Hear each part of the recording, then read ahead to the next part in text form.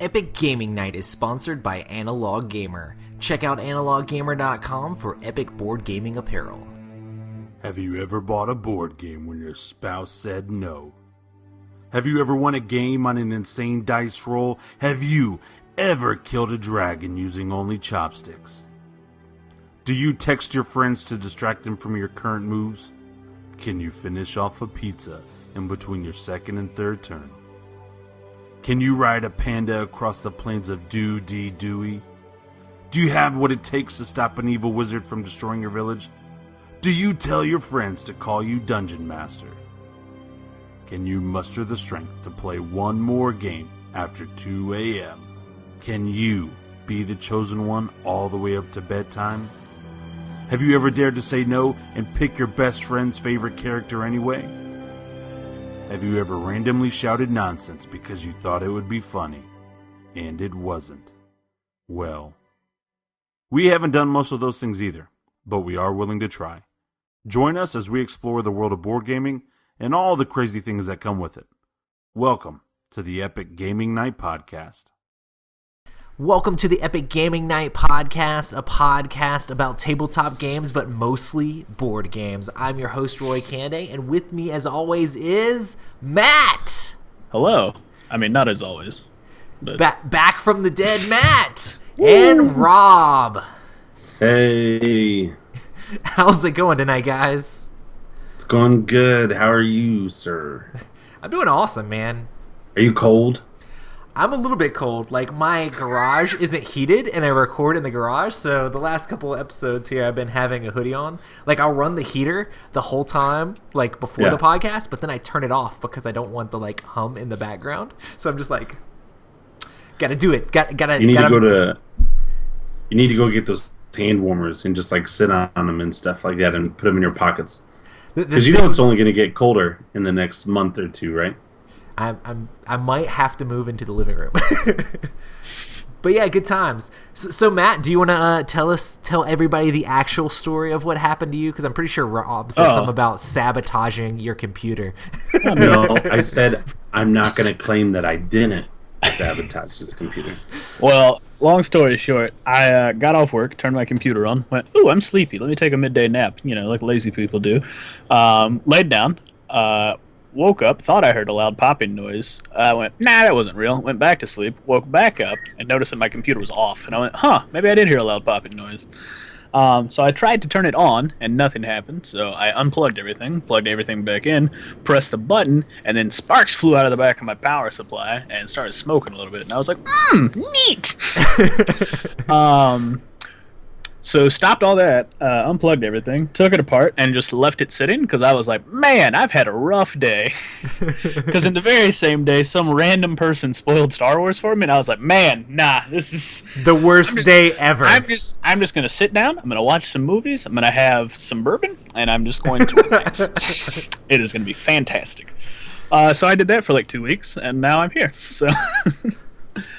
I forgot I had an extra power supply laying around, so I just put it in and reinstalled it, and now we're here, and the replacement will be out sometime in the coming months. Hype! Yeah. So we're glad to have you back. Yeah. Missed Awesome. you terribly. Well, our topic tonight is randomness. But before we get into all that craziness, we're going to talk about what we've been playing. Who do you guys want to go first? I can do it. Correct. So, Did you say correct? correct. Matt has to remember what we've played. When I was at my friend Dustin's house, we played a cooperative game called Burgle Bros, which is a kind of like a cooperative game where it's like a heist and you're trying to break into this big, like, I guess it's like a government type building or something like that. We're trying to crack safes on 3 different floors of this building. It's very interesting because the goal of the game is to crack one safe on each floor and get out through the roof, and I guess you escape by helicopter from there, all Ocean's 11 style. to win the game. You lose the game if your character has like these stealth tokens, and they start the game with 3 stealth tokens. If you lose all 3 of the stealth tokens and then get caught one more time, you lose the game. The ways you get caught is there are guards on each floor, and the guards patrol around each floor, and you're trying to avoid the guards and be able to sneak around to explore the different tiles without getting caught in the guard's wake. There's a lot of alarms and stuff that can get triggered. It's very cool because it's all these different tiles. The game reminds me a lot of Forbidden Desert in some of the aspects, where there's tiles you're going around flipping over to explore. But it's very different in other ways. The fact that there's 3 different levels and there's all these ways you have to try to get into these safes. But each tile starts face down. You start at one floor. You don't know where the stairs to the other floors are, so you actually have to explore around to find the stairs. You don't know where the safe is, so you have to explore around to find the safe. And the interesting thing about the safe is once you flip it over, then you have to try to crack the safe. And the way you crack the safe is either A, you can put more dice on the safe for like 2 of your actions, or you can roll the dice that are on the safe for 1 of your actions. And to actually crack it, you have to have all the tiles in the row and column of the safe revealed. So the tiles don't actually move around in this game at all. But if you have all the tiles in the row and column of the safe revealed, they're going to have numbers on each one of those tiles. Then you have to sit at the safe and roll the dice until you get each of those numbers at least once. So you can start rolling, trying to crack the safe when there's only some of the numbers revealed, and while another player runs around and tries to reveal the rest of them, or you can try to reveal all of them and then get to the safe and try to crack it. There's all sorts of different like strategies and ways you can play. This game also comes with a bunch of tools you can find. So like you'll flip over a tile and it'll give you like a tool, and you can get like bombs and like different ways to like blow up the walls and stuff that are in the game, and stuff that'll like trigger different alarms. A lot of the tiles you go across are alarm tiles. So the different actions you have are you can move to another tile. You get 4 actions on your turn. You can move to a tile. You can peek at a tile. So either A, you can just move straight onto it, and then whatever's on that tile triggers, or you can peek at it so that we flip it over before you actually move to it, so you know you're not like tripping some crazy alarm, but then of course you're wasting time because then you have to move on it after that. Or you can, if you skip 2 of your actions, you can take an event card, and they can help you in all sorts of different ways. But it's very interesting. I like it a lot, especially for like a cooperative game. I think I like it like better than Forbidden Desert, just because like there's a lot more going on, and it's a lot more interesting. And the teamwork is very strong in this game too, because you have to all work on different floors, but then you also have to figure out how to not trigger things. If you set off an alarm, the guards start running around faster, and it's crazy. We lost bad. We lost real bad. And it wasn't even like my fault. I didn't get caught at all. My friend Dustin ran all the way up to the top floor because the guards move only at the end of each person's turn on the specific floor they're on. So if we're all on the same floor, the guard, because it's 3 of us playing, the guard would move 3 times in one round. If we were all on separate floors, each of the guards on each floor would move 1 time in a round. So it made it a little bit easier if we split up to try to go attack the safes on different floors. But he was on the top floor, and the guard on the top floor moves around faster, and he just, instead of like peeking at the tiles, he decided to just run through a whole bunch of them and like triggered every single alarm and just got like dogpiled by the guard a whole bunch of times. And after that happened once, it sort of happened again where he got dogpiled by the guard again, and it knocked us out of the game. Because if one person gets caught, he rats everybody else out and everyone loses. That's how the game What a jerk. Exactly. So I was doing all good. I had explored my tile. Like I had all the column and row on the safe because I was on the second floor, like all set up. His wife, Jessica, like was on the first floor. She had herself safe almost cracked. She was sort of waiting for us because once you crack a safe, all the guards start to move faster also. So like there's this like timing thing we were trying to set up where you could kind of crack all the safes at the same time and try to get out. But it didn't work out for us when he started tripping all the alarms. It was actually a lot of fun. I was like, dude, and it was even more fun because he's the one that taught us the game and like was a little bit like knew what was going on the whole time. So it was interesting to see him trip over all the laser alarms and the heat sensors and the motion detectors. But yeah, it's a really fun game. That is Burgle Bros. I just love the idea that if the one guy gets caught, he rats everybody out. Like literally, that's what it says. It's like, I don't care. Like you immediately hit the ground. Roy's on the first floor, like done. And that's what the rules say too. I didn't even want to do this. This was their idea. I didn't even want to do this. Like as soon as you said that, my mind just started going down to this story of like how he got suckered into doing this thing, and it just I don't know. It's pretty cool too because I want to play just to lose on purpose. Oh no! But yeah, every single character has like special powers too. Like I was the like psychic person, so I could tell which areas the guards were going to next. Because there's a card that shows like the guard is going from this area to this area, and then once he gets here, he's gonna go. You flip over a card and it says he's gonna go over to this area, so you can kind of like track their path of where they're going to try to avoid them.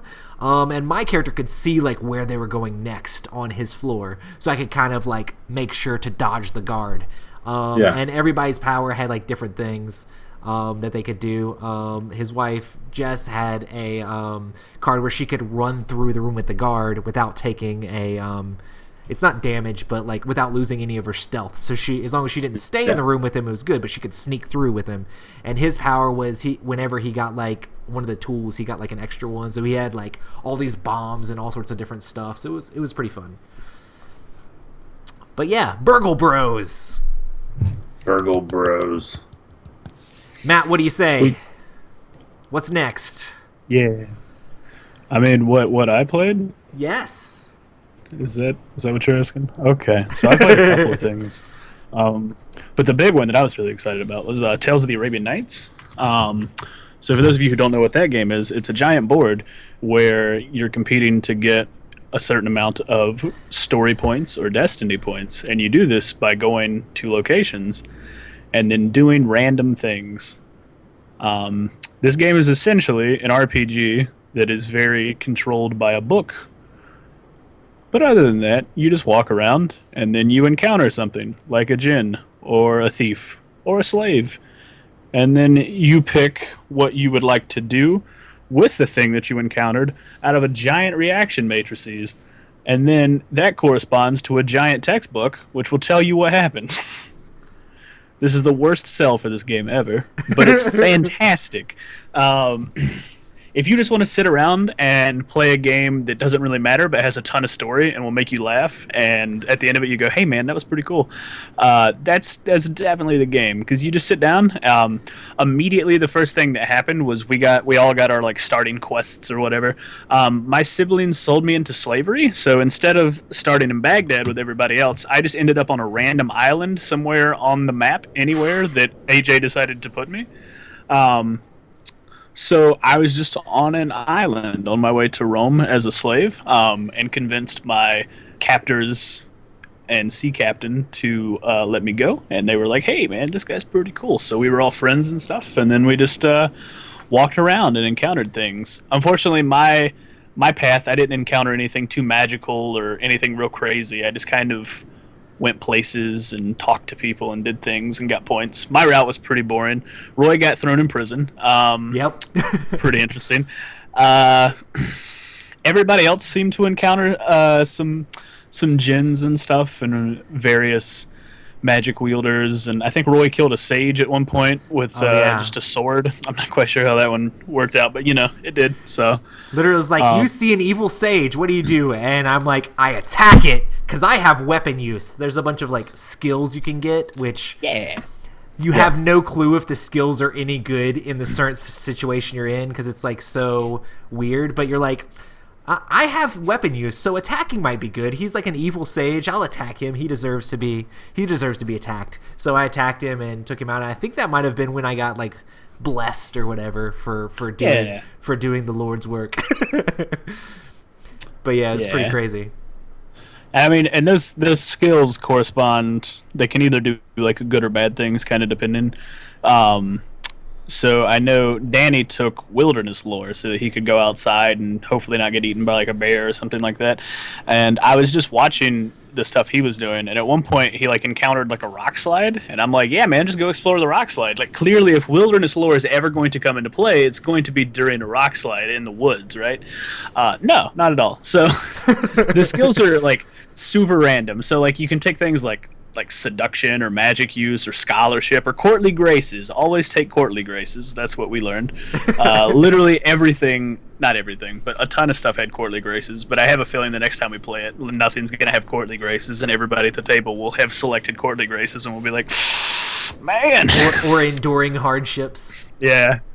I'm always taking enduring hardships just because so much bad stuff can happen in that game, and just having that one little tile that says, man, you're really good at not being depressed is like phenomenal. That's awesome. So yeah, that game was pretty fun. We only played to like half the point total, so typically you would play to any combination of story and destiny points that would get to 20.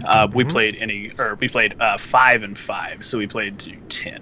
And that's because we're playing 6 players. And it still took about an hour to an hour and a half, which is actually not bad. I thought it was going to take longer than that. That's because Matt beasted it out real quick. Yeah, like once we kind of got the general gist of the rules down, it was just like super straightforward, and everybody was taking their turn pretty fast, and crazy stuff was happening.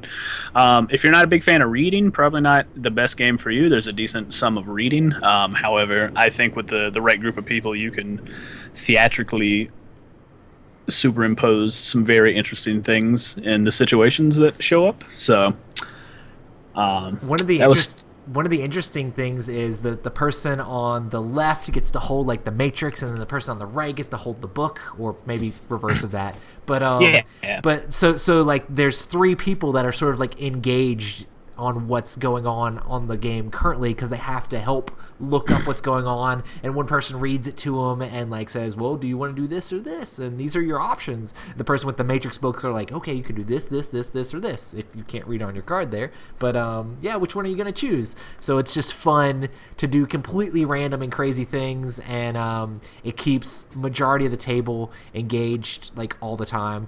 I don't know if I'd really want to play it like with that many people again, just because like since there were so many people, it was hard to focus on everyone's story. So I feel like I missed out a lot of what happened in other people's games, just because like there was so much going on, and like the chatter with other people at the table. I probably feel like 3 or 4 would be like really good, because you just like if it was 3 players, people would be engaged the entire time. You're always passing the book and reading the book, or you're looking at the matrix and helping them figure out what numbers to read and all that stuff. You would just constantly be engaged.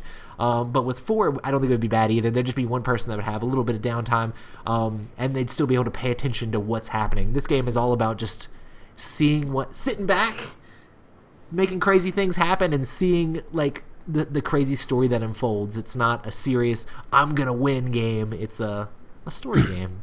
And the big book of what happens is, I think there are 2,600 different paragraphs that you can read for each of the scenarios and stuff, and then each of those might have different outcomes based on if you have certain skills or not.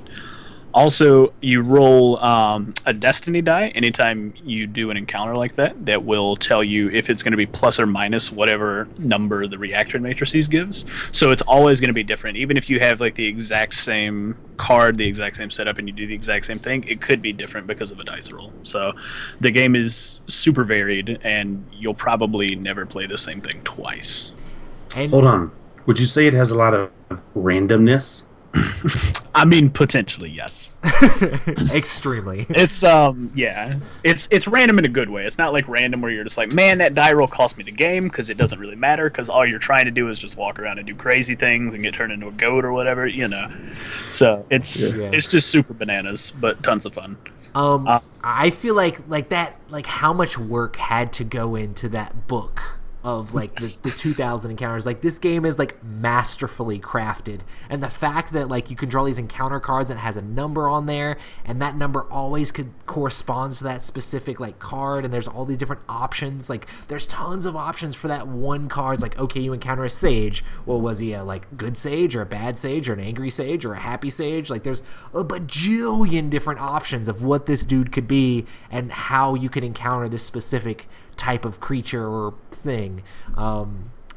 I am very impressed, and I have no clue how they did it. It's just amazing how they made this game. But yeah. Well, awesome. Yeah. But yeah, Rob, you definitely have to play it with us. Also, I played one other game, very, very, very tiny. I played a full game of Secret Hitler that is nice. Still technically in production for the actual game, but the print and play is out there if you wanted to go pick it up. But it's just a small social deduction game where everybody at the table is divided up into, not really divided up, but they're handed their secret roles, and they're either liberals or fascists, and then from there, one of the fascists has the opportunity to be Secret Hitler. And so at the start of the game, everybody closes their eyes. The fascists open their eyes. Secret Hitler like puts his thumb up, you know. So he doesn't get to know who his friends are, but the fascists know who Hitler is. And so the ultimate goal of the game is each round there is a president who then tries to elect a chancellor. And the president will draw 3 policy cards, from which he will choose 2 to pass to the counselor, and then the counselor will play the policy cards. So the ultimate goal of the fascists are either to get Hitler elected as chancellor after 3 fascist policies have been played, either that or get 6 fascist policies in play, and the goal of the liberals is to enact 5 liberal policies. And that's pretty much it. Or kill Hitler, because there are different things when you enact the fascist policies. There are multiple, like, once you hit a certain point, it tries to help the liberals out because it knows that they might be behind. So it will give the president an opportunity to look at somebody's loyalty card. It will allow you to kind of, I think 2 of them, you get to assassinate somebody. Like the president just gets to straight up murder somebody who they think might be fascist. Or if they are fascist, they get to just murder somebody who they think's liberal. It's a lot of fun. It's one of those games that, unlike Werewolf, like, in One Night Ultimate Werewolf, like if you're sure somebody's a werewolf, you're just like, oh cool, let's just murder this guy and that's it. Like this game, you can be sure that somebody's a fascist, but you don't necessarily know which one of the fascists is Hitler. So you go, okay, cool. Well, we can't let this guy be president and chancellor, because each time a president tries to elect a chancellor, you get a vote for yes or no. And from there, you can either kind of just skip that entire presidency by everybody voting no or however. So there's a lot of interesting things where you might know somebody's a fascist, and just try to block them out and then try to complete things in like small groups of like 3 or 4, while other people at the table are trying to accomplish different things. So it's really interesting to see. It plays very differently. Like it plays, I don't know, kind of similar to Resistance, but a bit more involved. So Gotcha. It's a lot of fun. Had a good time. It sounds What does it a play? lot like How many the people? Resistance. So it plays 5 to 12, I believe. Nice. Okay. It's like 5 to 12 or 4 to 10. It's one of those 2. So it plays a decent number of people, not like too much, but it's definitely a good party game that you can just slap out, not only because of the absurdity of the name, and the card art's hilarious because the majority of the fascists are just like lizards and snakes and stuff in like full like regalia with like all sorts of medals and stuff. It's phenomenal. So it's a good time. Awesome. Sweet. Did you get a chance to play anything, Rob? I did not get to play any board games. Now, if you played Clash of Clans, I probably invaded you. Oh no. On the mobile that and Boom Beach. But I do want to say something about a game that I thought was a myth for a long time. And let me jump into this real quick. It won't take long. So Board Game Geek started their polling for most anticipated game of 2016. And so I jumped on there and I started voting for stuff. and on the first column, it was just overall game. I got down to the S's, and I saw this game, and I've been waiting for this game for years, years.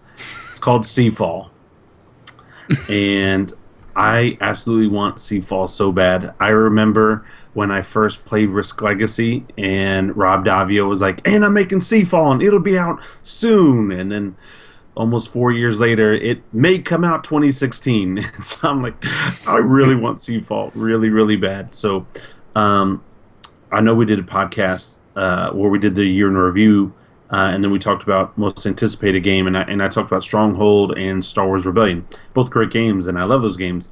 But if Seafall comes out this year, if it ever comes out, it ever comes out, and it comes out this year, that'll be my game. I mean, I remember I've talked to Roy about this game for a long time. Yeah. In fact, Roy was one of those amazing people who got to play test it. We don't talk about it. We talk about it. Well, it's changed a lot since then, and some other people that have play tested the new edition made some amazing comments about it. And I don't know, if you look at Risk Legacy, and then you look at Pandemic Legacy, and now you've got another Legacy game coming out that's going to be even bigger, and it's a 4X Legacy. Yeah. Oh my gosh! Like, how are you not just mind blown? So if this game comes out this year, I'm just gonna like flip out. I'm gonna freak out. You know, there's other like legacy games No.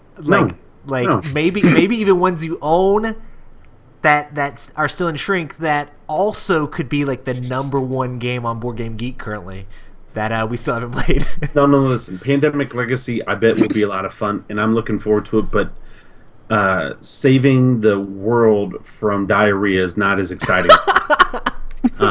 You know, diarrhea is funny. It can be, and AIDS and all that kind of stuff. That's not funny. AIDS is sad. But I don't know. That doesn't get me going or get me as excited as like Seafall, where you're. So are you more excited about the competitive aspect than you would be a cooperative game, or is it just because? It's the idea of story building. I mean, like with Risk Legacy, I don't know. When I picked my faction and I did my stuff, I'm crazy and I'm different. And there's probably a lot of people out here that listen that are like me, but I haven't seen you yet. So I'm just gonna say I'm crazy and I'm unique, but we all are. But I really like stories, and I really like drifting off into my own world. And when I play board games, it's like when I watch movies. For that time that I'm playing that board game, I'm not Robert Newman. Yeah. I'm Captain So-and-so, and I've got to accomplish X. Or if we're doing that dexterity game with the cars and stuff, I'm a really bad NASCAR driver. I mean, it is what it is. And so it's just the idea of that story. Not that ER was a bad show. It was really great, and Grey's Anatomy, but just the doctor aspect doesn't bring me in as much as the so just the theme in general is like a big part. It's really the theme and the idea of the story. And what I like about this one, if the rumors and stuff are true, is like there's characters that you can develop, and then they'll change hands between games. So I may develop a character, and then Matt may pick him up and do something different with that character, and then I may get him a couple games later, and he'll be the combination of what Matt and I did. And I just love that idea, and the fact that you keep doing it over and over again. So Seafall, my most anticipated game for years. Yeah, I think we'll start to see more and more big story games and like these consumable games, like because Time Stories was huge. Pandemic Legacy is currently the #1 on Board Game Geek, and I mean people are starting to like accept more of these. The fact like you can have a board game that's like a cinema experience where you go and experience once and it's like moving and epic, but then like that's the end of it. I feel like we're gonna see more of those games, and I really enjoy like those style games. So you definitely have to play Time Stories, Rob.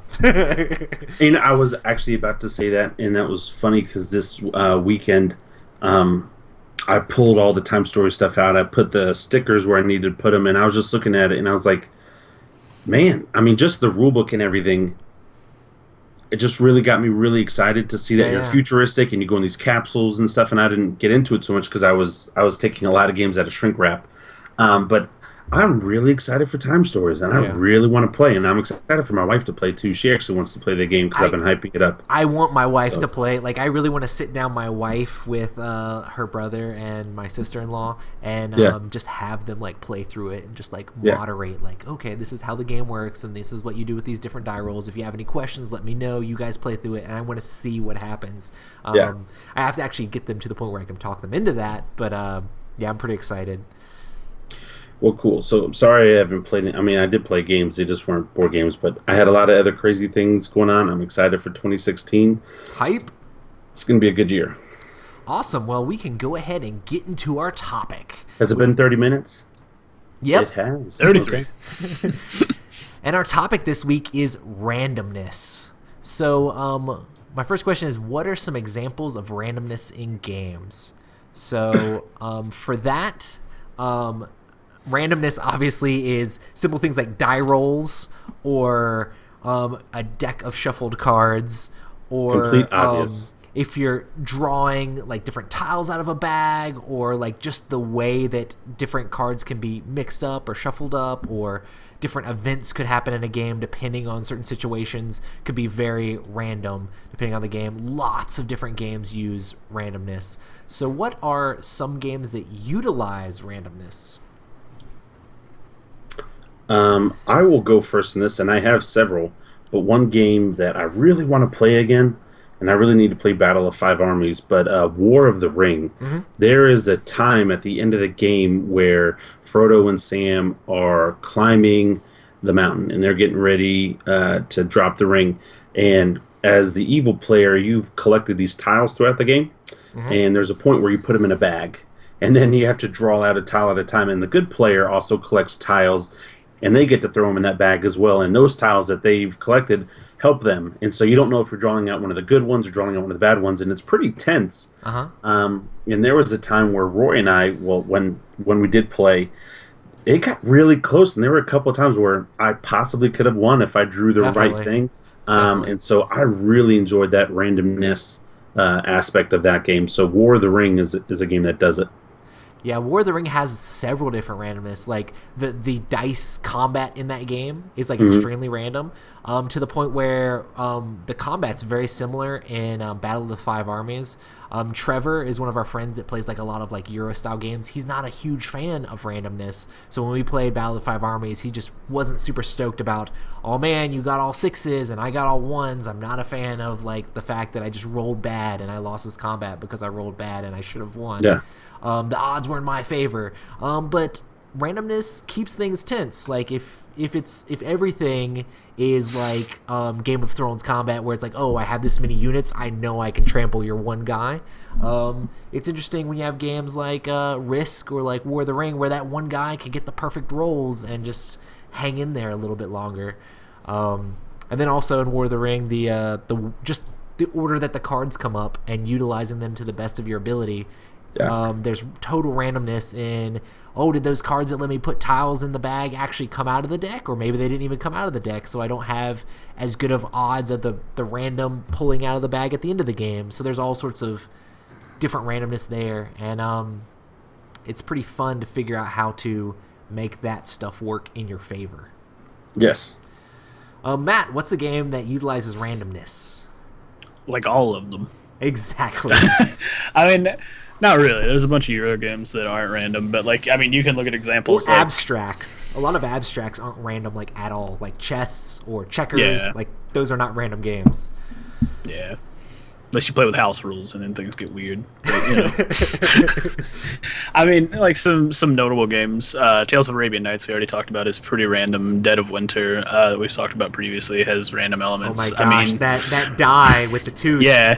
It's insane. Like anything that has a dice has elements of randomness. Like Zaya, you control a decent amount of what goes on, but you're still rolling for movement and rolling to get through different obstacles and stuff like that. So it adds elements of randomness just to the game in general. The Trail House on the Hill is another good example. Uh-huh. I also really like Civilization, Sid Meier's Civilization, because the whole game is based off of, well, it's based off of the video game where it's a Shadow of War or Fog of War complex. And so the game is, all the tiles are upside down. And so there's randomness in that. As you're exploring, you may end up being on an island and you have no idea because everything around you is the ocean. And then so now you know you've got to invest in researching technology and boats and stuff like that. And so that's a form of randomness that I like. And the game's not bad either. It's a fun game. I played it actually, and I own it now. In Fortress America. Have you guys ever played Fortress America? No, but I know what it is. Have you ever, what? Matt, have you ever played Fortress? So Fortress America, it's it's 2 to 4 players. One person is the United States, and then the United States is being attacked from Mexico, the East Coast, and the West Coast. Only people who are not attacking them is the Canadians. And now the United States, they start off with a very okay army, right? But it's nothing great. But they get their reinforcements by randomness of cards. So Chicago may be being overrun by Europe, and you really need reinforcements there. But you pull a card, and you get reinforcements in Connecticut, and it's like that doesn't help me at all. I really needed to hold down Chicago. Or my favorite is when you get them in the Dakotas, and you're like, no one is ever going to attack the Dakotas. Like, they don't even care. They'll let us keep the Dakotas. But what's awesome about the game We just lost all of our Dakota listeners. All 6 of them. But what I do like about the game is the reinforcements when they do come in the randomness, because there is the die rolling and stuff like that to the game. But a quick plug that's not so much randomness. The enemy armies come out with their complete army. Every single red piece, every single blue piece, every single yellow piece. And here's the crazy thing, though, Matt. When they die, they don't get reinforcements. Mm-hmm. And so that's what makes it competitive.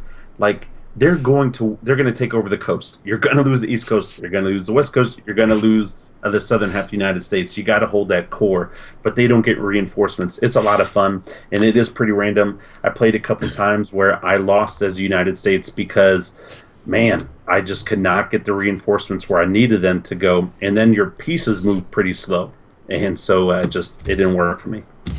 So pretty much you just try to defend like the core of the United States.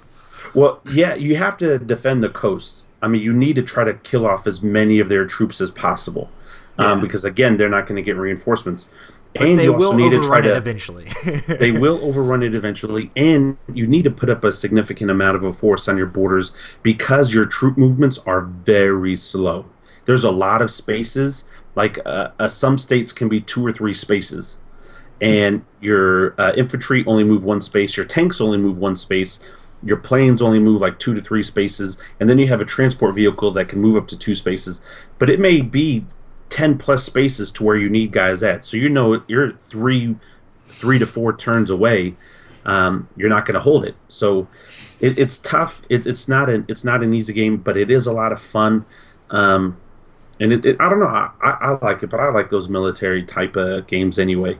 But yeah, you're going to lose everything. And when they put out their pieces, it's like, oh my gosh, I did not realize you had so much stuff.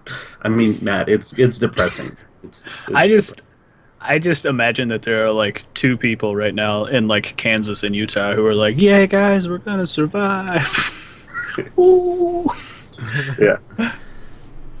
Yeah. The game that I want to talk about, I guess, is a game that I've talked about a bunch, but Eldritch Horror is kind of one of those story sort of games where the event deck or the mythos deck is like pre-set up with these random cards. They're in a specific order and specific types of cards, but it's still very random depending on the ones you get. And then there's lots of dice rolling and lots of random events that happen. Every location you go to, you're having a random event every turn. Sometimes they could be like, oh, that's not that bad. Or it's like, if you roll the dice, so it could be super amazing or it could be super terrible. There's also tons of conditions you can get. And one of the like best parts of this game, like my favorite part, is that there are lots of conditions with the same title in the condition deck, but the backs of them are completely different. So you can have a condition that's in play, and you might know, oh, this condition might do something of this sort once it flips over, but it's completely different depending on the version of that condition you got. So there's just huge amounts of randomness. There's no way you can really predict, and you're trying to do your best to hold on and fight off the great old one that's coming to devour the world. But things can get pretty hopeless when the wrong cards are coming out and everything's falling against you, which is very Lovecraftian, because that's kind of how it goes in those books. The good does not normally win. You normally go insane, and that's the end of the story. But Yeah. But yeah, there's a ton of randomness in that game, and it's one of the games that I feel like I can play it a little bit more casually, like Tales of the Arabian Nights, just because there's a high amount of randomness. So you're just kind of like doing your best and holding on for the ride and seeing what happens. Well, there's another one I can kind of get into, and it's one of my favorite games of all time. And it's not random anymore, but it's random like Pandemic Legacy, and that's Risk Legacy. Yeah. It's random because of the consequences of different actions that you don't really realize how they will affect you. And of course, for the first time you play, it's crazy and it's random and it changes the rules and it makes things different. And what I like about the game is it does change a lot of the gameplay depending on where you make decisions on the map. So it may not be the same thing every time, and that's why I played the board. Whew, like I said, on my 8th playthrough, if we ever finish this board, because I kind of fell into the black hole with it. But I played it so many times, and it's been different every single time I played the game. And we'll get into that later, because I've got a crazy story if you guys will let me. Yeah, and I mean, it's a spoiler alert, though. Dice in any Risk game. That's one of the games it's known. No, but this is more. This is going more for the hardcore. cards. Oh, this yeah, is more yeah. for the cards. Yeah. Yeah.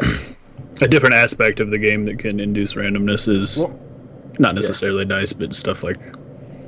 And that game also has the "Do Not Open" card at the bottom of it, like underneath the tray. Do not open ever. It says There's ever a with 3 card exclamation points. that is "Do Not Open Ever," and you should never open it. Well, there's different versions of that card depending on the game that you have, right?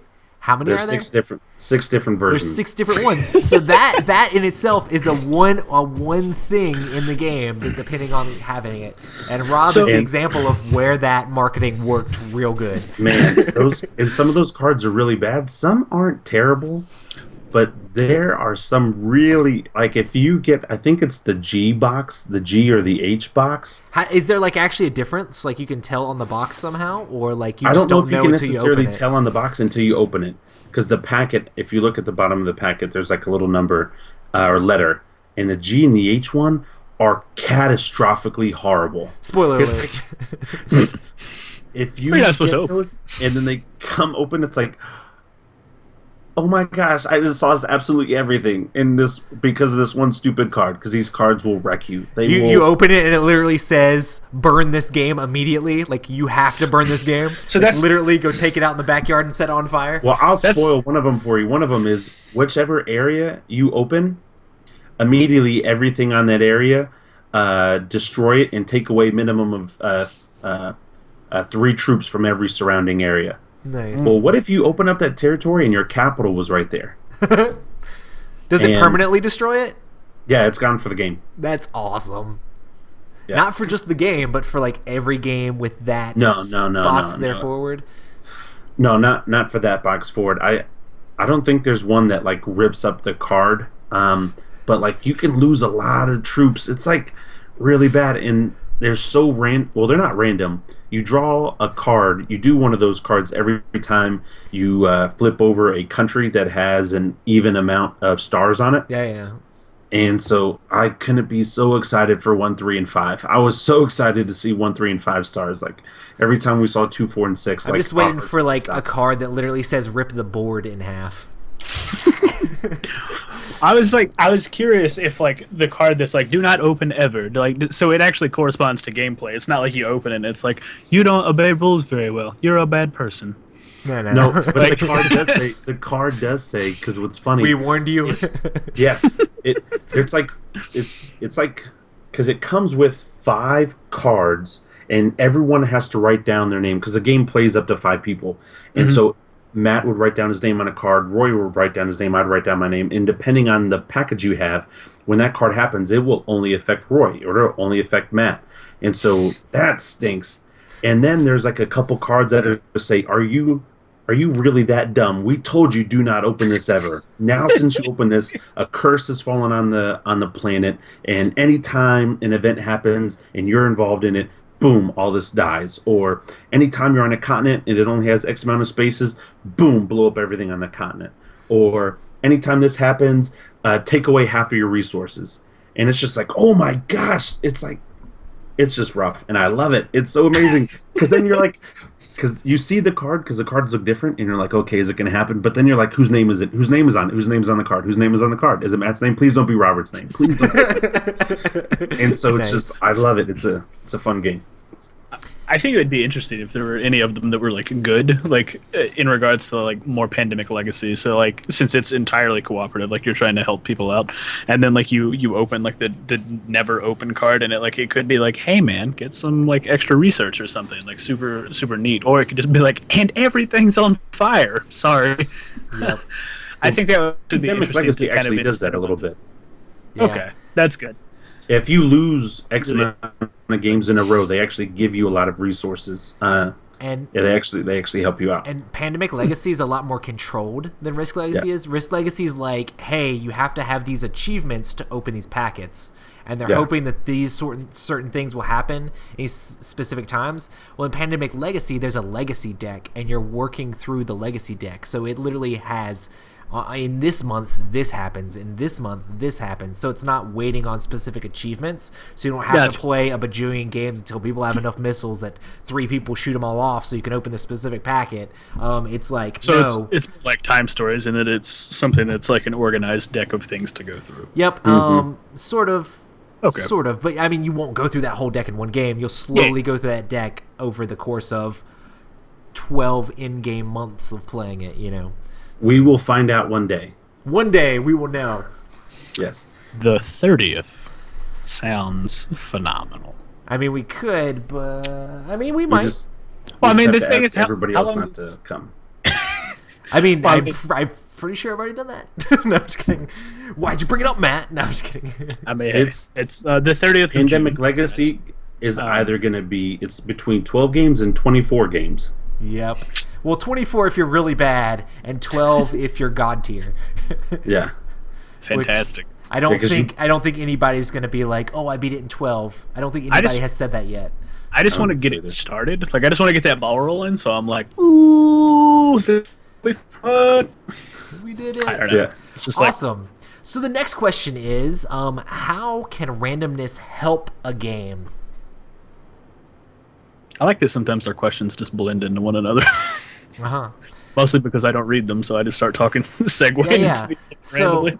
if a game doesn't have randomness, like I feel like for me it loses a lot of the excitement. Like I find randomness very exciting. Like when the game hinges on that die roll, or it's like, oh my gosh, does he have like is the card gonna like do something good, or is it gonna do something terrible? Like what does it do? Or like when Matt made it all the way back to Baghdad at the very end, I was like, oh, he could get a card that teleports him away from Baghdad, so the game's not over yet. So there could be completely different randomness. I was like, what's I gonna thought happen I was to going to Matt? die when I got back. Exactly. It's like, It who seemed knows really what's gonna sketchy. happen? So, because didn't you have like some shadow people like come out or something crazy? Yeah, it was like I was on a boat with a gondolier, and we're just like hanging out, just going through a lake, and there's like some like weird shadow creatures on the lake, and I'm like, let's go look at them. Let's go look at these shadow creatures. What could go wrong?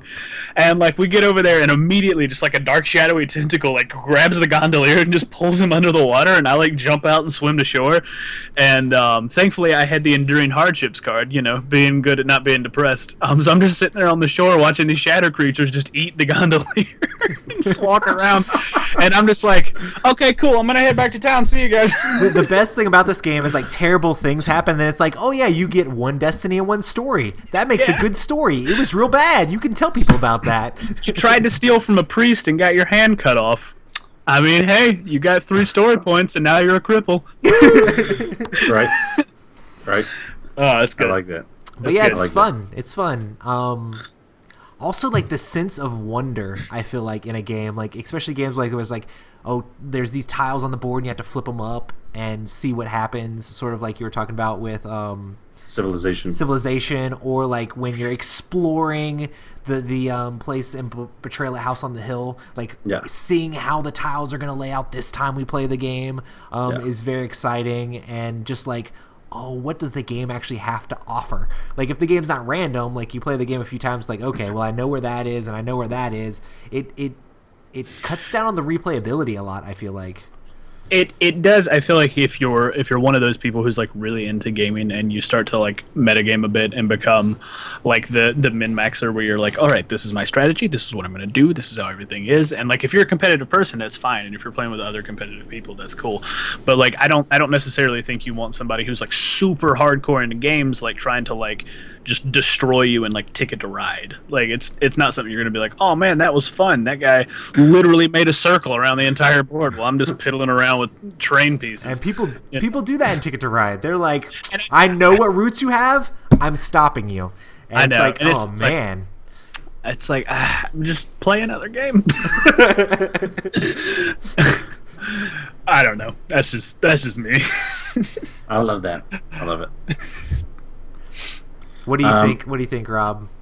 Well, I also like it because I think it, in a way, keeps an even playing field because it stops that metagamer. And so, because you have randomness, anybody has a chance to be that comeback story. Like, for example, I played several games of Risk where buddies would get these huge armies, but they just weren't rolling well. And that one little soldier, that one little guy who was just standing there, should have died a long time ago, kills off like 30 dudes, and he literally kills my friend's morale at the same time. And so I do like it for that reason. And then I also like it because it helps people to pay attention, because for some games, it's really big, you may not know what's going to happen, and so you need to pay attention. Like Dead of Winter, I think, does that really great with the crossroad cards and other stuff like that. Like, when it's not my turn, I still need to pay attention, because one, what did you put in the did you put in any food? Did you put in anything to help with our mission? What happened with the crossroad card? Did something now get overrun, and am I in the place that got overrun? And so I like it for those reasons and for everything that you guys said. Because I did read the questions and I wrote down my answers. Oh man, look at you! Or you're currently completing your objective, your secret objective, and then somebody rolls a tooth on the dice and kills off one of their own characters. And since there's not enough people in the colony, you're no longer completing your objective, and you get real depressed. Or conversely, Roy rolls his die and then gets a tooth when he was moving, and then that person died, or morale goes to 0, so I can't go batter him with a bat and win the game. Real salty. Just, I'm so excited for that new expansion to come out. I am so pumped. I just want more Lost in Space news. We need to get Emerson back on the show. That's randomness. Get that dude. And it's not necessarily have him on the show. If we could just have him in the after-hour show where he says stuff that we're not allowed to repeat, but us three know about it and we can be giddy about it together, that would be fantastic. I love Emerson Matsushi. But yeah, I think randomness is good at making a game more casual. For me, like, I like randomness, and I like figuring out ways to mitigate randomness and make randomness work in my favor. But then also, once it gets to a certain level, it just switches the game into casual mode. Because it's like, oh, there's no reason to actually care about trying to win this game. Let's just sit back and have fun and see what happens. In the case of, like, Tales of the Arabian Nights and things like that. And Killer Bunnies, too. Just, like, completely random. Nothing matters. So how can too much randomness in a game be a bad thing? I think it entirely depends upon how the game is made. So, like, Tales of the Arabian Nights is a game that is pretty much driven by randomness. It is, for the most part, it's going to be entirely random. You're going to have very little control over what you're doing. Like, you might think you do, but then once you encounter that situation, you're like, oh, that did not play out the way I thought it would. And it's like, okay, well, that's neat.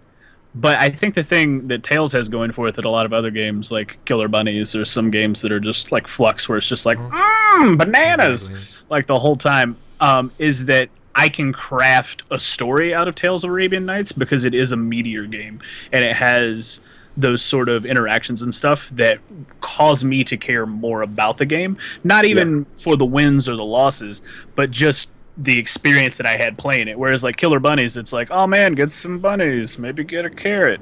Into the game, find out who's got the magic carrot. Nobody really cares. It's just woo. It's just crazy cards. Yeah. Flux was gonna be my prime example of how too much randomness can be a bad thing. Like in Flux, there's always fluctuating rules, and you're trying to get these gold cards out that match your keeper cards, and it doesn't matter what you do. They're just all going to get shuffled up and thrown against the wall and see what sticks, and then that's all going to be thrown back in, and it doesn't really matter. The game state switches so much so often, and they've made the game now where it's even harder to win than it used to be when you originally made it, because now they have cards that when they're in play, you can't win the game, and some of the versions have like instants that can stop people from winning the game. And literally when I saw that, I like literally want to just throw the game in the trash immediately. But I mean, it's a very casual game. It doesn't matter who wins that much, but sometimes that randomness can make the game never end ever. So when the game is pointless and the game also doesn't end, and it's also doesn't have like a good story to tell or anything crazy, it can be pretty bad. Another game that really makes me think of this too is Munchkin. I'm pretty sure like 90% of the games of Munchkin that I've played always end the same way. Someone gets up to level 9 and you have to get to level 10 to win the game.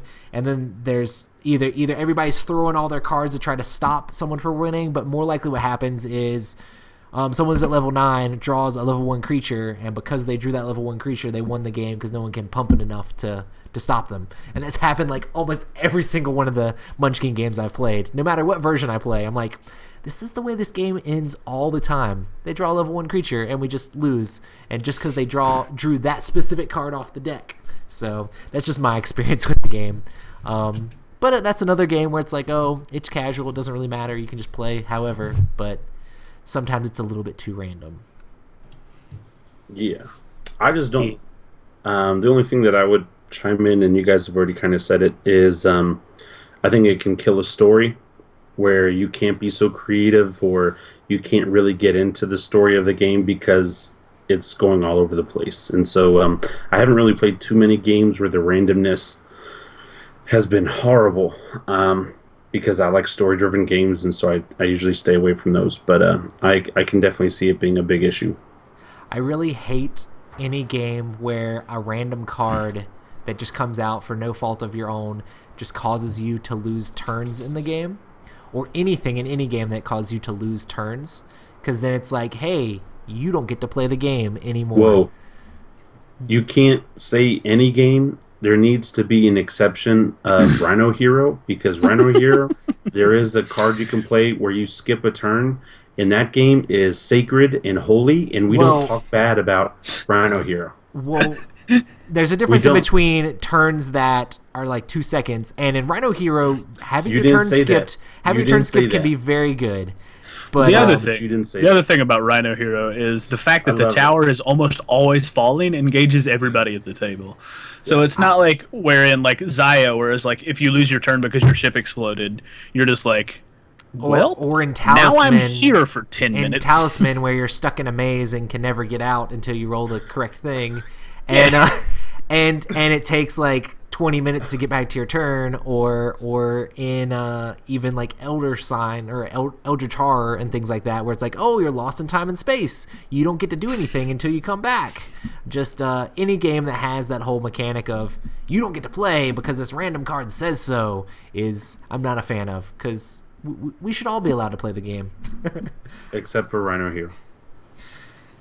I was going to mention Rhino Hero is a good game for randomness, but at the same point, I'm pretty sure we mostly know how physics works. So if you know exactly how everything's set up, you can predict what's going to happen. So it's not technically random. I mean, you start with a hand of random cards, but then you just see those random cards in your hand, and I honestly do not think that you ever lose that game because of the cards you start with. It's just... Nah.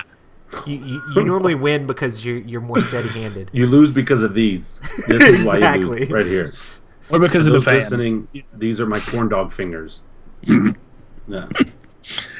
Nice. Somebody knows it's your turn, and so they place down a rhino card, and you have to go, and the rhino has already been played.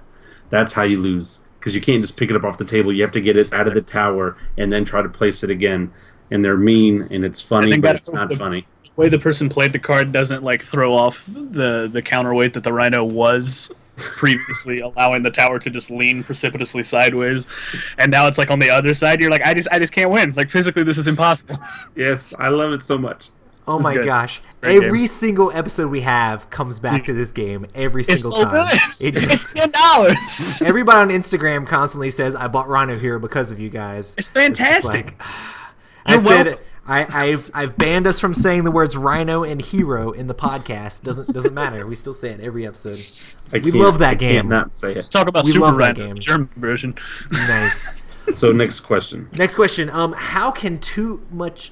That's the one we did before. What are some ways to mitigate randomness, or some ways that games do mitigate randomness? One of the ways I can think of is in Alien Frontiers. There's a lot of dice rolling, and you're trying to get your dice to have certain sides to be able to place them to get different resources and to trigger different things on the board.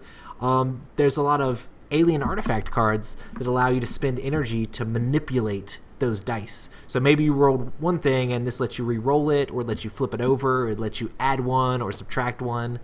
So just other cards in the game that allow you to mitigate randomness. Sure, sure. In Champions of Midgard, there's these like favor token things that just give you extra rerolls. So if you want to be safe when you're going out into combat and you don't want to take a big risk going out with no favor, you can go to like the church and pray and get or whatever it is, like the temple in this game, and get a whole bunch of favor tokens to be able to re-roll the dice whenever you roll bad things. Awesome. Ashes is also, and I know we talk about Ashes a lot as well, but there's a lot of things that you can do to mitigate the randomness. Like you can burn through your deck, or you can play certain cards that lets you kind of correct some mistakes that you may have on your dice, because that's a really big deal, your dice roll that you have starting off every round. And so sometimes you will have to mitigate that randomness to be able to do the combinations that you need to do. So that's my contribution to that question. I'll just go back to Tales of the Arabian Nights, since it's very fresh in my mind, and it is a very good sort of bastion for a lot of the randomness. Tales of the Arabian Nights has an interesting system to mitigate randomness in that the skills that you possess, if you ever happen to get the second level of that skill, it means you have mastery of that skill. So in our game, Ryan had mastery of stealth and stealing. AJ had mastery of like seduction. Danny had mastery of something. I don't remember what it was. But I had mastery of being in jail doing nothing. yes, it was phenomenal. But But I essentially, still what got that- story points failing to get out of jail. Didn't AJ try to have a princess fall in love with him, but she rejected him? Yes. Yes, absolutely. Even though he had the mastery of romance? No. He didn't have the mastery yet. What ended up happening was a little bit later in the game, he encountered a prince who was just love struck, and he was like, "Let me try to help this prince out." So, being that he was good in the ways of seduction, he taught the prince how to win the heart and favor of his beloved. So they got married, had a kid, named the firstborn after AJ, and we're all like, "Yay!" And then gave AJ like a bunch of awesome status effects, the mastery and seduction, and like some other things. And I was just like, "Man, he just hit the jackpot with that one." So that's I need to play this game. That's awesome. it's so good. But so when you have mastery of a skill, what happens is whenever you get to the point where the guy with the reaction matrices calls out the number that corresponds to the book for like the paragraph of what's going to happen, instead of rolling the destiny die immediately to figure out if it's that exact number or plus or minus one, you have the person who has the book tell you if there is any bonus text for the skill you have mastery in anywhere in those three, and then you can decide if it does have mastery in any one of those, or it does have that skill in any one of those three. You can decide to do that one or not. Or you can just roll the die like normal. So it has the potential for you to be like, oh, that one has potentially a good thing if I have weapon use. So let's give that a try, and then you go in and kind of figure it out, as opposed to just rolling and maybe you end up somewhere entirely different than where you intended to be. Yeah. So, and also just the skills in general help mitigate some of the randomness, because you have ability, or you have choices on what you're able to do. So I had weapon use, so attacking made a little bit more sense for me sometimes because I was able to actually attack people. A lot of the people that had stealth and stealing, or whatever it was called, did a lot of robbing, and that actually worked out pretty good for them because they had that skill. So when it would come down to it, it'd be like, oh, they have that skill. So depending on which skills you have, allow you to better actually pick things that you might be able to actually do in those situations based on your skills, but it still could be completely off. But it's still a way to mitigate it a little bit. and the other thing are you get to pick 3 skills at the start, so you can pick any 3 skills out of the entire skill list. So you can kind of say, okay, well I've read my starting quest. It's like a lot of traveling, so I might get like sailing. I think it was called Seamanship. Seamanship. Okay, so yeah, so you could take seamanship, and then you could sail a little bit faster or farther, or you could just pick other things that you might think would help you in that starting quest that you have. So Sweet. Awesome. So, what is you guys' favorite game with a lot of randomness in it? I should read these. Right? Do you have one, Roy? I've got one. I definitely want to say Zaya has a ton of randomness in it. It's very much an Ameritrash game where you're just flying around, chucking dice, seeing how, like, basically it's roll and move sort of. Like, the engines you get allow you to move further, but, like, the amount you can move is based on a die roll. When you try to go through asteroids, it's based on a die roll. Depending on what quests you get or what missions you get, it's based on a die roll. How the tiles are laid out is completely random. So there's just randomness all over the place in this game, and this entire game is about finding ways to mitigate that randomness by getting better engines or getting shields so you don't blow yourself up when you go through asteroid fields, or other people don't shoot you as much. And then doing lots of opportunities to get the correct quest and taking the opportunities when you get them. But this game is all over the place random, but there's a lot of ways you can make that work for you. So Zaya is my favorite game with a lot of randomness. Do you have one, Matthew? I don't know that this game has a lot of randomness, but I think one of the aspects about the game I like is its occasional random nature, but I'm going to say Blood Rage, which is something that we haven't mentioned. Was that what you were going to say? No. I just No, but yeah. it's just I mean, you and because, Blood like, Rage. dude, it is a fantastic game. I know. So good.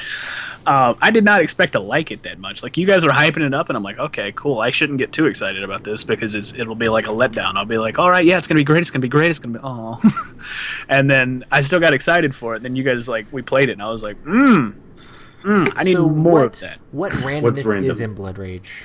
So there are a couple of different things. So at the start of each age, there are a bunch of cards that are drawn, and then you go through a draft. So the draw itself is random in that you don't know what 7 cards you're going to be getting. And then you pick one of those to keep and keep passing it around. So the cards you're receiving are going to be random each time.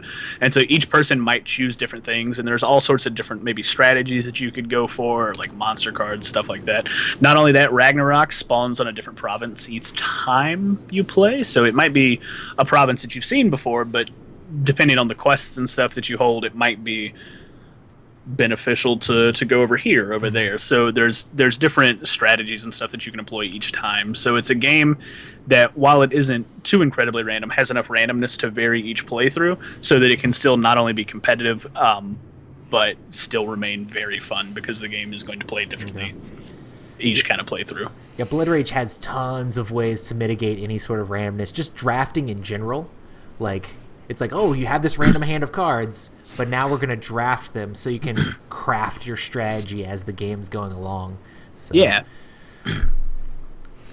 that game is very low on the random scale. I feel like what it is it has a bunch of random aspects, and then it has tons of ways to get out of the randomness.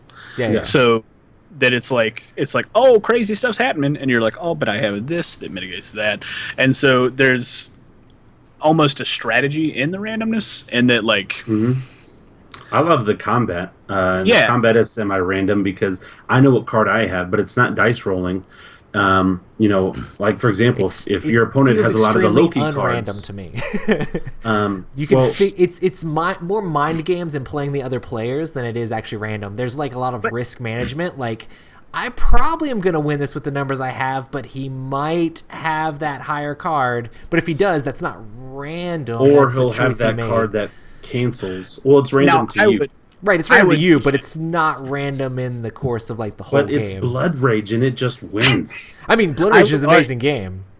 I would argue, however, that when you're playing mind games and you're playing against other people, it's implicitly random, not necessarily because you don't know what they're going to pick, but they can always surprise you with other things. You just need to work on your Jedi mind tricks, and then it won't be random anymore. You're not necessarily a robot, so you're not going to do the same thing every time. You might try a different strategy. You might do this. You might do that. There's all sorts of little cunning things that people do that board games can't quite get away with that I think are, which is why I like social deduction games. And you will not play your Loki card on me. I have this idea that if we ever did like a top 10 family games, Blood Rage would be for real. Absolutely. I can explain. Up there with Rhino Hero and that Pingo Pingo and Takenoko and stuff, Matt would have Blood Rage because there's kids on the cards, and so that's what makes me think of family. What? I can just see Matt putting kids, right? in every single category ever. Dude, yeah, Blood Rage and Rhino Hero are going everywhere. That's how that happens. Best pacifist game, Blood Rage. I mean, just yeah. I will make mine quick. Game with a lot of randomness. Run, Fight, or Die. The whole flipping game is random because one, you roll dice, and based on the outcome of those dice, you can do different combos. Now you get to pick the combo, but the decision that you get to pick, if it's a card that you choose, the card is upside down, so you have no idea what location you're going to get, or you have no idea what follower you're going to get, or you have no idea what item you're going to get. Everything is absolutely random, and the only thing that is not random in the game is, at the end of the round, more zombies are going to come. And no, actually, I take that back. That's sometimes random, because you may roll a dice where it says, zombies don't come this round. But then your friend, whose name is Roy Kennedy, gets all these cards that says, add zombies to one other player's section 3. And so I had a couple turns where my section 3 got full fast, and then when it got back to me, I had a huge horde to kill, and I was winning by double digits, and then I ended up losing. My favorite part of that game was that I also talked other people into doing that to you. Also, I'm like, hey, we should stop Rob. He's winning. Granted, you were winning, but... No, I was winning hardcore. I think when I died, I had like 15 points, and my closest competitor had 7. I think that was like me. I like barely had any points compared to you. But and everybody else underneath you weren't close. They were like with 2 or 3 points. But that's what I love about the game. And I had stuff. It's just so many people put zombies on my level. I couldn't stop them all. And so Run, Fight, or Die, that's a great randomness game in every aspect of the game. Awesome. Does anybody have an epic story about randomness they want to share? It's a huge spoiler. I can go first. So I was playing Eldritch Horror with my friend Dustin. He's a huge Arkham Horror fan. Like, he has like all the expansions and everything. So this was his first time playing Eldritch Horror. So I taught him how to play the game. We played the game, and in Eldritch Horror, there's this special condition you can get that's called a Dark Pact. It's like this one thing that can happen is like, oh, well, you meet this guy and he gives you a Dark Pact, or maybe you get caught with this in this ritual and you get a Dark Pact. Well, there's different ways to get these Dark Pact cards, and it's really hard for them to trigger, because basically whenever the Reckoning comes up, which is random cards make the Reckoning come up, you roll a die, a 6-sided die, and if you get a 1, then you have to flip the card over. We can roll a 6-sided dice a whole bunch of times without getting a 1. Technically, it's a 1 out of 6 chance, but it could be way more than that. So, and the Reckoning comes up pretty often, but doesn't come up that often. So I had gotten a Dark Pact in the game, and we were doing pretty good. I had rolled a couple times and it didn't trigger. And then the Reckoning came up and I triggered and the Dark Pact happened and I flipped it over and it said that I was consumed, which means that your character immediately dies. They lose everything they got. It's gone. They're just consumed and gone. I don't even think they're placed on the board at that point because normally you can encounter the people that are still on the board. Well, my character was consumed by the Dark One, basically. And so I was like, oh, that's crazy. So I got another character, as you're supposed to do in the game, and we continued to play the game. We were falling behind because my guy just died off, so it was kind of crazy. So then we're playing, and Dustin had got a Dark Pact card. And I'm like, oh no, we know what happens with these Dark Pact cards, and each condition is completely different. So we're playing the game. We're getting like near the end, and he rolls a 1 on the Reckoning, and so he has to flip over his Dark Pact as well. He flipped over his, and it says that my character gets consumed. So basically, these Dark Pact cards made my character die both times. One was mine and one was his, and for some reason it's just very Lovecraftian, and it felt, I don't know, it was just awesome to be able to be like, oh my gosh, I got the card, I died, you got the card, I died. I don't know, it was just a lot of fun. We lost the game. Monsters devoured the entire world. I think we were playing against one of the guys that just spawns tons of monsters everywhere, so we were overwhelmed pretty hardcore, but it was a lot of fun and very random. Awesome. I don't know if I'll tell mine because it's a Risk Legacy spoiler, but the game's been out for like almost 6 years. Don't do it, Rob. We already did a bunch of Risk Legacy spoilers. It's not random now because I've played it so much, but when we did it, we had no idea the consequences of what we did, and it destroyed a third of the board, and we were on like game 7, and so the next 8 games, a third of the board was almost unusable. It was awesome. Not necessarily unusable, but it did a lot of horrible things, and I loved it. Nice. So that's my yay. That's my censored version. The thing, yeah. Explosion noise. Matt's But random on stories Blood are Rage, all though. about last Friday and playing Tales of the Arabian Nights because the entire game was an epic story. Yeah, I mean, I was just gonna go back Actually, I and do talk have one. about. Go for it. Real quick, we were playing Mansions of Madness, and it was random to everybody else, but it wasn't random to my buddy Jordan.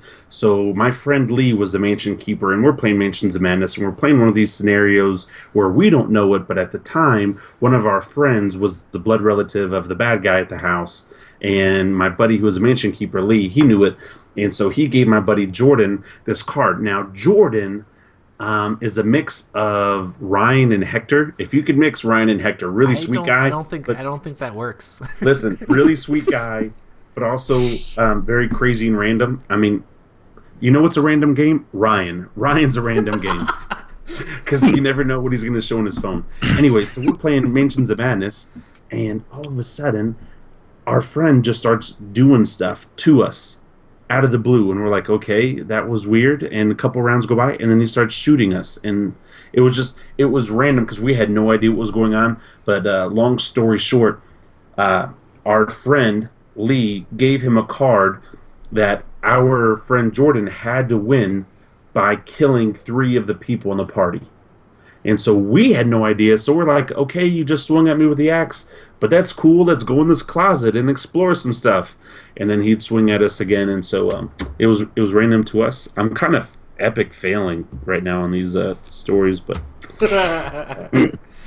That's okay. Mine's not going to be much better.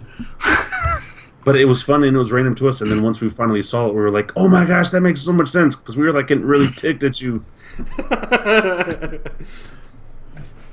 So how about you, Matt? Well, I mean, we can end the podcast with some casual letdowns, but like, so my random thing is when I don't even remember the name of the game. Blood Rage. It was the X-Men game we played. Yes. I don't remember. Mutant Revolution. Yeah. X-Men Mutant Revolution. So at that game's It just got some random features and stuff. But at the very end, you pick a character, which is typically like your big commander guy, and you go and have like a one-on-one gladiatorial combat style with like the other people at the board, and then you fight your way to see who wins the game. And so I had Cyclops, but I was like, man, I don't want to use Cyclops. He's bleh. So I fought against, was it Storm and then Wolverine? It was Wolverine and Magneto. Magneto. All right. So was fighting against those two as Danger from the old X-Men cartoons, where the Danger Room becomes a living embodiment of something, just a human being. Yeah. And the way this character was just statted up, it was like already going to be hard to beat. But I just only rolled 5s and 6s like every time. So I was defending all the attacks, I was hitting all of my attacks, and just rolling through people. And it was like really sad, because Trevor was like, man, come on, quit rolling 5s and 6s. And I'm like, I'm trying. And it just never stopped. Yeah, I remember Trevor's like, my roll was really good, but not against that. And then it was like, and so killed Trevor, went on, fought Roy. And I was like, man, Wolverine probably be tough to fight. And then this went in was like 5s and 6s. So it was just like, neat. All right. A room just won a game. Hooray. See, that was a good story. I have to like touch it up a bit. Essentially, it's just like, man, I rolled 5s and 6s a bunch. Awesome. End story. Awesome. Well, do we have time for the question of the week? We have to make time. Let's do it. We'll be quick. So, I don't. How do you say this name from Instagram? Hang on. The Danger Leap How. The Dagger Leap How. Anyway, one of our friends from Instagram asks, how do you suggest the best way to grow a collection on a budget is? Specific websites or used games? So what do you guys think about growing a collection on a budget? Just be Roy Kennedy and have everybody love you. If you're not Roy Kennedy, I would say Amazon and Cool Stuff are great. I actually prefer Amazon a little bit more to Cool Stuff, just because I can get that one $5 game and I get free shipping, where I may not want to buy it. Well, yeah, because, especially if you're on a budget, you can't just spend $100 every time. Now, the shipping isn't terrible, but unless you spend $100 at Cool Stuff Inc., you're not going to get free shipping. Like, for example, I just got Hanabi, the board game, in. It was like $10, and it just cost me $10. I didn't have to pay anything extra, any extra shipping or anything like that. I just paid the price of the game. And so I really like Amazon. And then one other thing I'll throw out there, it's not as cheap, but Barnes & Nobles, if you can join their membership program, it's free to join. I get like once every 2 months 20% off any item that I want in the store. And then sometimes they do specials where they'll do like a big summer sales blowout sale, and you'll get 40% off any item. Yeah. And then if you do that and you bring in that coupon where you get the 20 or 25% off on top of already their half off discounted section, you can get the game for next to nothing. I bought several games from Barnes & Nobles. And so store-wise, that's where I would say that and Amazon are my top two. I've gotten used games. Normally, most of my used games I get through trades on Board Game Geek. I know there's a lot of people that aren't super huge fans of doing trades on Board Game Geek because the shipping cost for board games is pretty ridiculous. Yeah. You're having to trade away a game and pay $10 to like $15 to get rid of the game. But if unless it's under 13 ounces, we learned that last week. Right. But if you have a game that you're not currently playing, you can set up trade lists on Board Game Geek. You can say what games you're looking for, what games you're trying to get rid of, and people will trade with you. You can offer trades to people. Sometimes people don't reply at all, but sometimes people will offer trades back to you. I've switched out a bunch of my different games by doing that, and yeah, I have to pay the money for shipping, but to be able to get a new game and a new game to play for like $10, I mean, I'm losing a game out of my collection, but I'm getting something new to play that hopefully I'll like more. My whole goal with like my board game collection is to have like a collection that I really like of all this really good stuff. I'm not just trying to acquire a ton of games and just have a whole bunch of games that sit around. If I don't play the game and I don't really like the game, I want to get rid of it. So I try to exchange those out and give them to a person that will actually get the game played, like someone who actually wants it. So that's pretty awesome. Another thing is, for me, I have a Christmas and birthday wish list, and since I don't actually have money to buy games, I'm just like, hey guys, if you feel it in your heart to look at this list, I mean, do whatever. And sometimes that backfires. Next year, I'm doing a Google Doc so that people can edit the Google Doc, so you don't end up with multiples of the same game. But yeah, having amazing family and friends is also helpful too.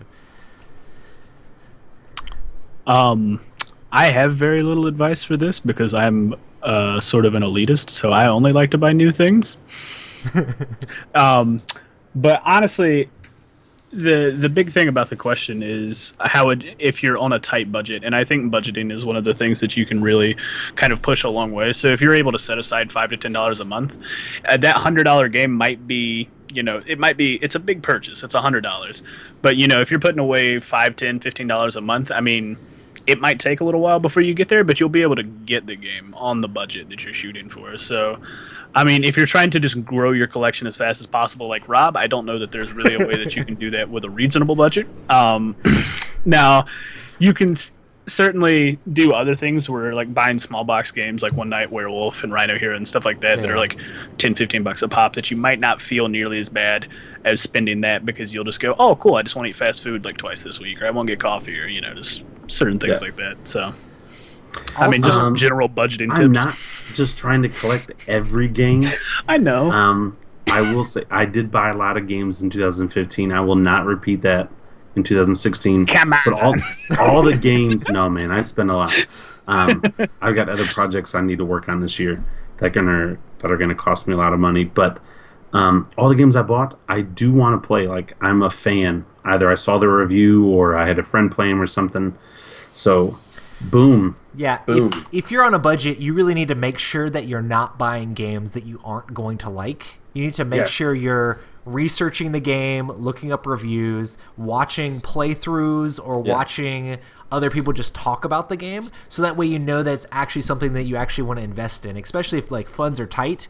You can't afford to get a game in that's like not something that is actually going to hit the table. Another thing is, if you're on a budget for board games and you actually have a collection, maybe you should just turn around and look at the collection that you have and find some of those games to replay. So that's the cheapest way, is to play the games that you already have. That's another good way to save money, because everybody has games in their collection. North Carolina and come to Roy's house on Friday nights.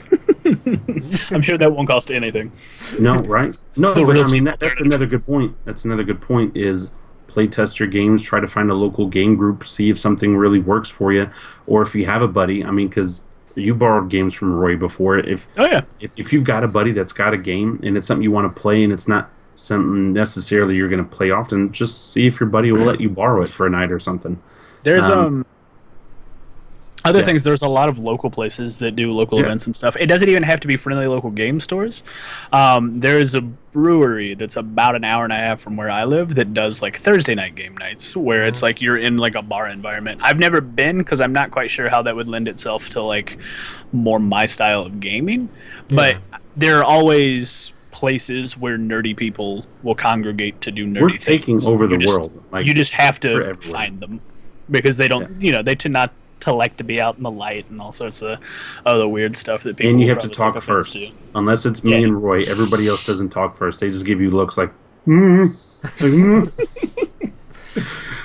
Awesome, guys. Well, I guess that's been a podcast. Yes, Right, and very Matt, well. so glad to have you back, Matt. Yeah, it's good to be back. I'm not saying I kept count of how many times you snipped your fingers after rubbing your beard, but it was over 10. Was it? I was thinking I was really good this go around. I was like, okay, You were good to back in know. full force. I love Fantastic. Awesome. We stream this podcast live on Twitch Yeah. every Tuesday night at 10 p.m. Eastern time. So make sure to check that out there. Also check us out on our brand new Board Game Geek Guild. There's people over there asking questions, and we're hanging out talking about things. Just come by and say hey. And then also check us out on Board Game Links. There's Board Game Links is a website that has a whole list of just board game websites, and you can like the ones that you enjoy, and us having more hearts on that helps more people to find the podcast. Check us out on Instagram and Twitter. We're always talking and answering people's questions like crazy over there. Post a ton of pictures of all the games we're playing, and hit us up on Facebook, and make sure to write us reviews on iTunes. You guys are amazing. Thank you guys Yeah. so much. Okie doke. Now it's that awkward moment where Roy says he's going to close out the show, but he doesn't, so we say something, and then he's like, starts "Peace." fading. By the way, I've baked some brownies and a cheesecake today, so I'm actually relatively productive. Bro, Why okay, don't you first say of that all, stuff for Friday? what flavored cheesecake? Peanut butter.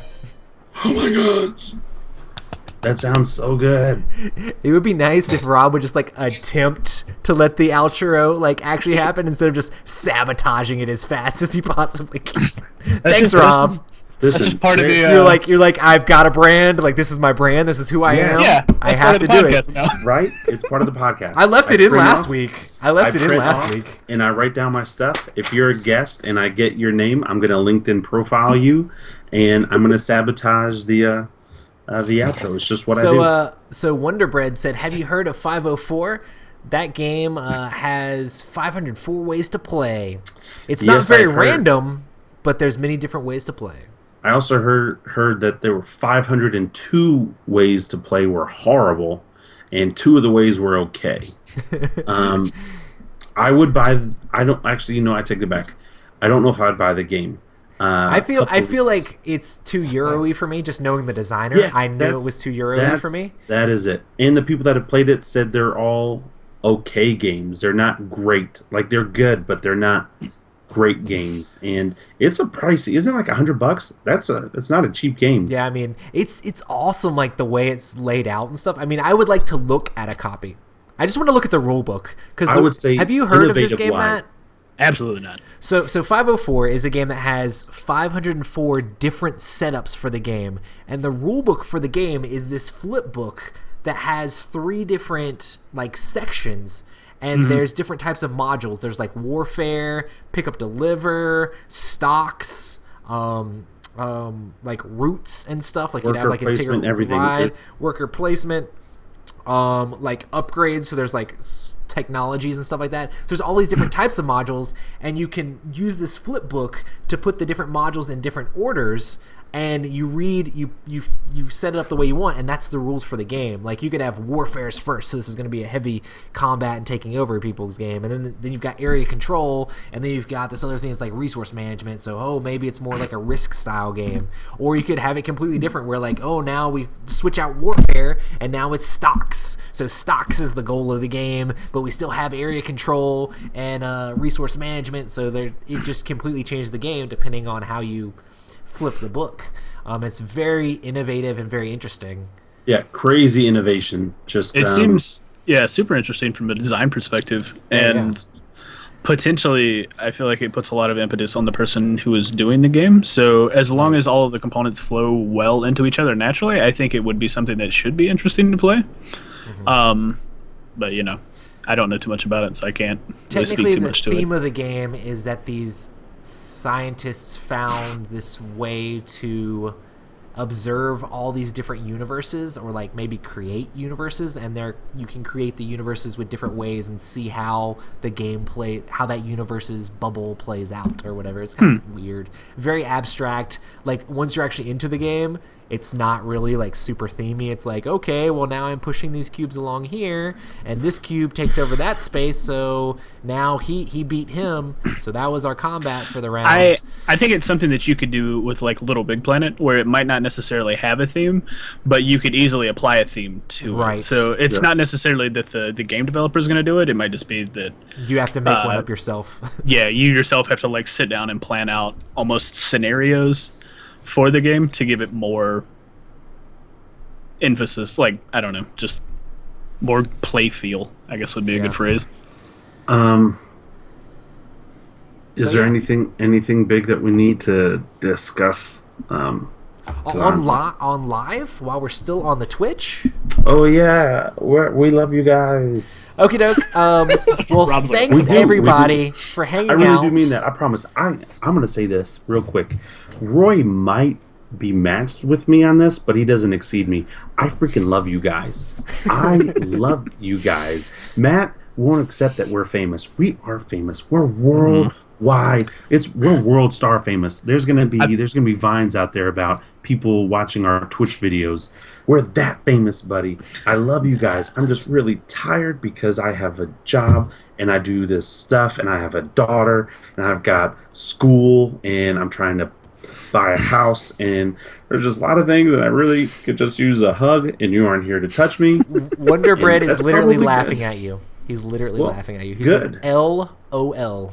Well, you know what? Speaking of Wonder Bread, my dinner consisted of a PB&J, and nice. So fantastic, right? But I've got to go to bed. So you guys were so much fun. Thanks, guys. Make sure to subscribe on Twitch if you're not. Matt, you just did it again. They might love you, but I only feel like we're acquainted. I wouldn't go so far. I mean, we could probably get there one day. No. But, you know. I know you and I, I know you and I aren't because of that one podcast. And you were like, I'm not talking about you. I'm talking to the audience here. Oh, you're talking to the audience. Yeah, I thought you were talking to to me. To the prospective tens of people listening. Tens of thousands.